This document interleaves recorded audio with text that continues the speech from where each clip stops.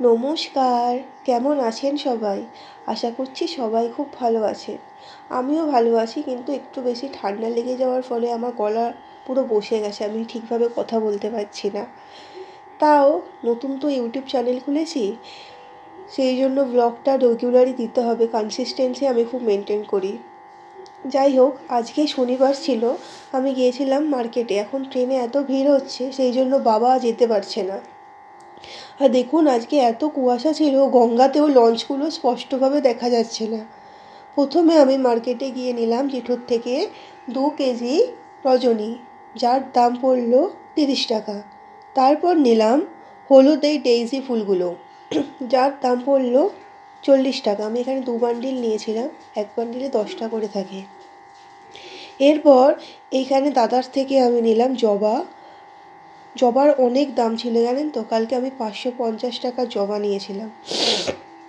তারপর তুলসী নিয়ে গাঁদাটাও নিয়েছিলাম, কিন্তু ওই একা হাতে ভিডিও করা, তারপরে ব্যাগ ধরা সম্ভব হয়ে ওঠেনি। বাবা থাকলে আমি আরামসে ভিডিও করতে পারতাম। দুপুরবেলা বাড়ি এসে ভাত খেয়ে ঘুম দিলাম। ঘুম থেকে উঠে বিকালবেলা ছাদে গেলাম। দেখুন আজকে সূর্যটাকে কত সুন্দর লাগছে, পুরো যেন লাল টকটক করছে একদম। আমার ফোনে ঠিক আসছে কিনা আমি বলতে পারবো না, কিন্তু সামনে থেকে দেখে এত অপরূপ সুন্দর লাগছে সে কী বলবো। আর আজকে আকাশটাও দেখুন একদম পুরো নীল, আর এত সুন্দর পুরো ক্লিয়ার স্কাই দেখা যাচ্ছে যে কী বলবো। তারপর এই কিছু করতে করতে কিছুক্ষণ সময় ছাদে কাটালাম। নিজের চোখে দেখলাম কি করে দুপুর থেকে বিকেল থেকে সন্ধে হলো। আকাশে অন্তত কালো মেঘটা এলো, সূর্য ডুবে গেল, সেইটার আমি নিজের চোখে দেখলাম। জানেন তো, আগের মতো আর পাখির আওয়াজ একদমই শোনা যায় না। বিকালবেলা আগে ছাদে উঠলেই কত পাখি ঘরে যেত, কিন্তু এখন আর সেইগুলো দেখাও যায় না, আর পাখির আওয়াজও শোনা যায় না। তারপর কি, আমি একটু আমার ব্যাক ক্যামেরাটা সামনের দিকে করে ফটো তুলে নিলাম। আমার ফ্রন্ট ক্যামেরা একদম খারাপ হয়ে গেছে, মানে এত ধুলো পড়ে গেছে, সেই জন্য কোনো ফটো ওতে আসে না। আমি এখন যাই ব্লগিংয়ের কিছু করি, সব ব্যাক ক্যামেরাতেই করি। তারপর একটু ছাদে হাঁটাহাঁটি করলাম। একদমই তো হাঁটার সময় পাই না, ওই জন্য বিকালবেলাটা ছাদে গিয়ে রোজই একটু হাঁটাহাঁটি করলাম হাওয়াই চটি পরে। আমি তো পশ্চিমবঙ্গের বাসিন্দা, তাই হাওয়াই চটিটা ম্যান্ডেটারি। যাই হোক, সিরিয়াসলি নেবেন না, আমি এমনিই বললাম। তারপর আর কি, আমার জবা গাছে কত রসুন গাছ বসিয়েছি, লেবু গাছ, সেগুলোতে একটু জল দিলাম। দেখুন বন্ধুরা, জবা গাছে না 2টো কুঁড়িও এসছে, কিন্তু আমার লেবু গাছটা একদমই বাড়ছে না। কি করলে বাড়বে গাছটা, একটু আমাকে কমেন্টে জানাবেন। আর রসুন গাছের পাতাগুলোও অনেকটা বড় হয়ে গেছে। একদিন ভাবছি চিলি চিকেন বানাবো, সেখানে একটু দেবো, বেশ ভালো লাগে রসুন গাছের পাতা দিলে, টেস্টটাও একটু অন্যরকম আসে। তারপর কি করলাম, গাছে একটু জল দিলাম। সকালবেলা মা দিয়েছিল, এখন তো শীতকাল, অল্প দিলেই হবে, তাও আমি একটু অল্প করে দিয়ে দিলাম। জল দিলাম, জল দেওয়া হয়ে গেলে নিচে এলাম। নিচে এসে একটু হালকা টিভি দেখলাম বাবার সাথে।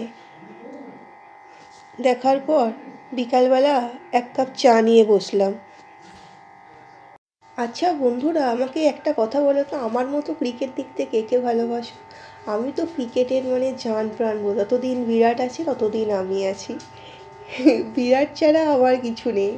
যাই হোক, হচ্ছে না তো, ভোর 5টার ঠিকঠাক পরিষ্কার হচ্ছে তো, গাভাস্কার ট্রফি চলছে, 5টার সময় হচ্ছে তো পরিষ্কার ঠিকঠাক। টিভিটা অন্তত চালাই। এই যে দেখুন বন্ধুরা, আমি পুরো আমার বইয়ের জায়গাটা পরিষ্কার করছি, অনেকদিন করা হয়নি।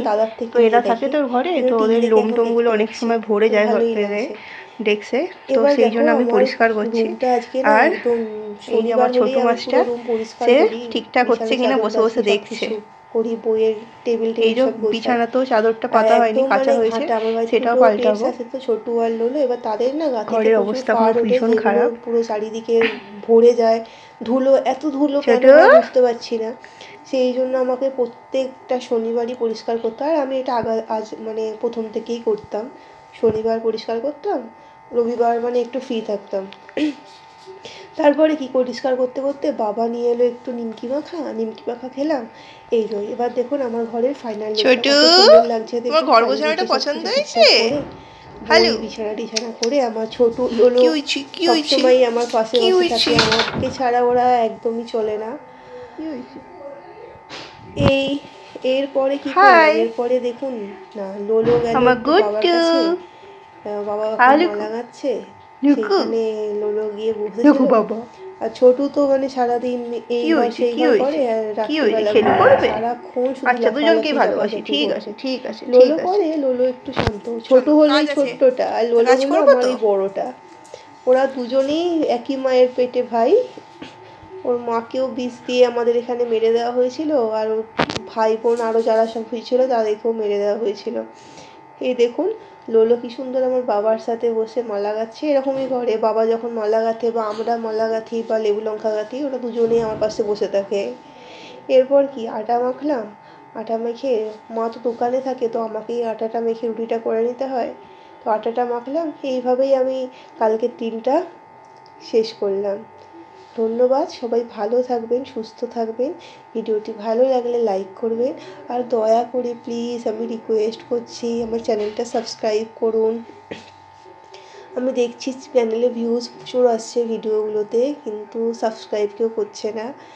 প্লিজ এরকম করবেন না, আমি রিকোয়েস্ট করছি যে সবাই ভিডিওগুলো দেখুন, চ্যানেলটি সাবস্ক্রাইব করুন। আমি এর থেকেও আরও ভালো ভালো ভিডিও আপনাদের উপহার দেবো, কথা দিচ্ছি। ধন্যবাদ, সবাই ভালো থাকবেন, সুস্থ থাকবেন। নতুন বছরে অনেক অনেক আনন্দ করবেন, ভালো মন্দ খাবেন, ঘুরবেন ফিরবেন, কিন্তু safely. Bye, tata, take care.